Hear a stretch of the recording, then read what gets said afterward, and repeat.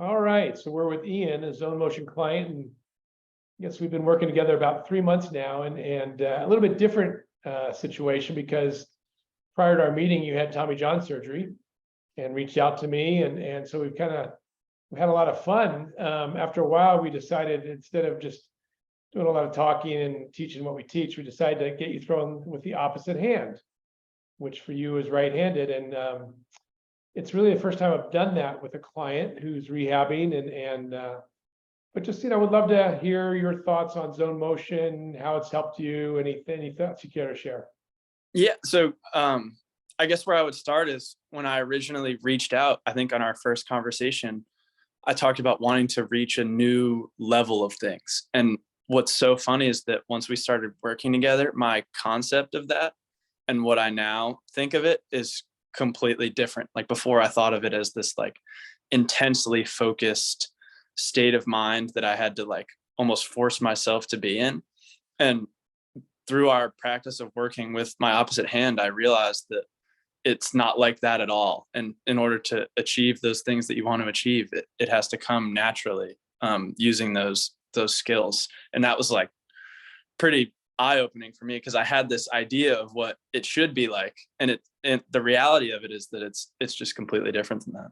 Yeah, no, when we enter the zone as an athlete, it's very, very simple, right? And when athletes playing their best, they will describe it as being easy, and I wasn't thinking, and I'm not sure what was happening. And so, like I always say, when we're performing our best, if it's simple, we certainly don't want to use complexity to teach simplicity. We want to teach simplicity to teach simplicity. So it's kind of what I hear you saying. Is that correct? Yeah, exactly. And that's not something I could have ever come up with. Like my idea of what it meant to perform at the highest level was that like you had to be in this state of like intense focus, and like anything that broke you out of that was like somehow taking you off course. And the reality of it is like you're just doing your thing out there, and that's all it is. Any more or less than what you have to do isn't really right. So what helping. we've done is we put your brain and body in a state of allowance, where a lot of integration can naturally and very, very quickly. You haven't seen it on the mound yet because again, you're still rehabbing with the opposite hand.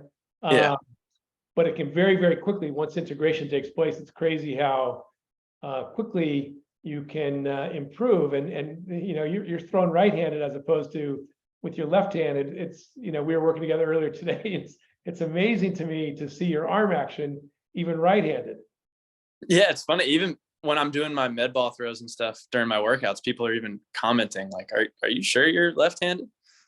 So I think especially now that I've begun playing catch left-handed too, they kind of balance each other out in a way. So it's like I know how my body wants to move in the natural way that it moves in a way that I've never really known before. So that's also a cool Right. addition. And now that you're throwing left-handed, how is, even though you're not throwing hard yet, still rehabbing, tell me what the difference has been from you as a pitcher before, right? Now that what you've learned that you'll be applying as you move forward.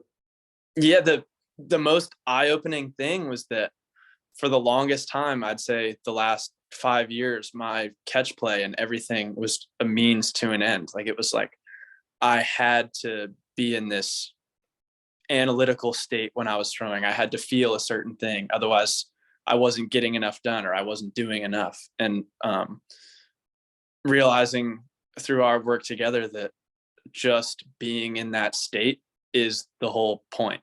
And it's just been so enjoyable for me. Like I enjoy playing catch again in a way that I haven't in so long. And just by enjoying it, the result of it is so much more fluid and so much more accurate than I could probably have done any other way.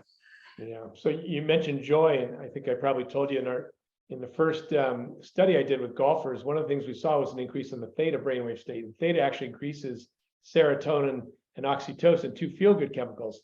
So a big part of the reason that you feel so much joy is because your theta brainwave state is increasing. That's so interesting. So tell me, as far as off the field, kind of what you've experienced in your life since we've, gotten 3 or 4 months into this training. Yeah, well, so that's also kind of the part you told me that's what would happen, but you don't really understand the extent to which it does until you start living through it. So practicing these techniques, meditating, has really just completely changed my relationships. It's changed how mindful I am throughout my days. It's been like almost like this was the being hurt, and learning these tactics was the best thing that could have happened to me. And the way that I was living before and pitching before and doing anything before, really, it was unsustainable, and it's just not nearly as enjoyable. Like my overall well-being is just so much more elevated. Great. Thank you. Yeah, of course.